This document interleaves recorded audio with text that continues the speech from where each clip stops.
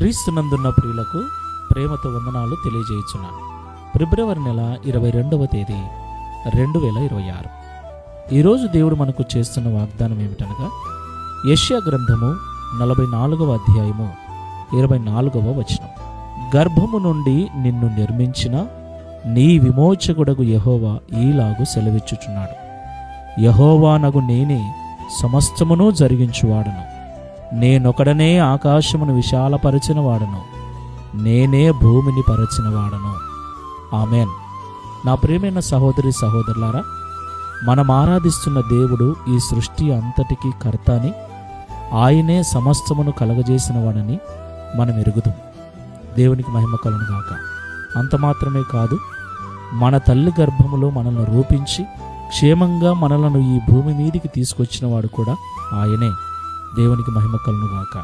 అంత మాత్రమే కాదు ప్రియులారా, ఈరోజు సజీవులమై ఈ మాటలు మనం వినగలుగుతున్నామంటే ఇంతవరకు కంటికి రెప్పలా మనల్ని కాచి కాపాడిన దేవుడు కూడా ఆయనే. దేవునికి సమస్త మహిమ కలుగును గాక.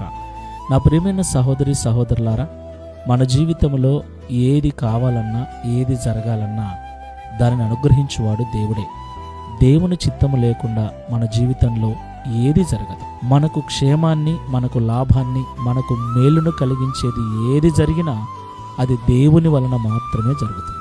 నా ప్రియమైన సహోదరి సహోదరులారా, ఈ మాటలు వింటున్న మనం అందరం కూడా మన జీవితంలో ఏదో ఒక అద్భుతం, ఏదో ఒక ఆశ్చర్యకార్యం, ఏదో ఒక మేలు, ఏదో ఒక ఆశీర్వాదం కలగాలని ఎదురు చూస్తూ ఉన్నాం కదా. దేవుని సన్నిధిలో ప్రార్థిస్తూ ఉన్నాం కదా. దేవుని పాదాలు పట్టుకొని గోజాడుతున్నాం కదా. ఉపవాసాలు ఉంటున్నాం, విజ్ఞాపనలు చేస్తున్నాం, కన్నీళ్లు కార్చి దేవుణ్ణి వేడుకుంటూ ఉన్నాం. దేవునికి మహిమ కలుగును గాక. నా ప్రియులారా, దేవుడు తప్పకుండా కార్యము చేయువాడు. దేవుడు ఎప్పుడు కూడా మన ప్రార్థనను వ్యర్థపరచడు. దేవుడు ఎప్పుడు కూడా మనల్ని త్రోసివేసేవాడు కాదు. మనం అడిగిన వాటికంటే, ఊహించు వాటికంటే అత్యధికముగా మనకు చేయగల సమర్థుడు మనం ఆరాధిస్తున్న దేవుడు.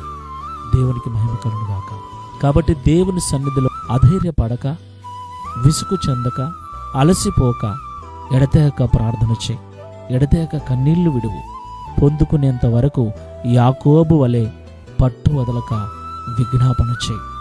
దేవుడు తప్పకుండా నీ ఆశను నెరవేరుస్తాడు.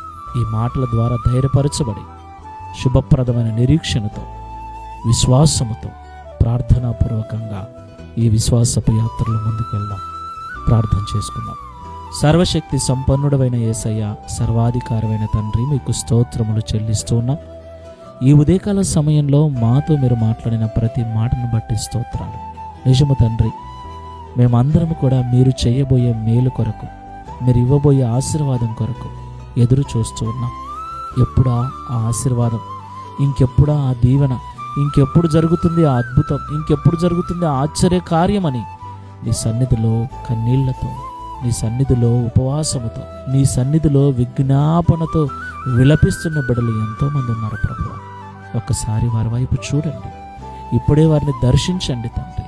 ఇక ఆలస్యము చేయక, నిశ్చయముగా మీరు కార్యము చేయవారు గనుక, సమస్త కార్యములు మా జీవితంలో జరిగించువారు మీరే గనుక తప్పకుండా మీరు అనుగ్రహిస్తారన్న విశ్వాసంతో మేము అడుగుచున్నాం.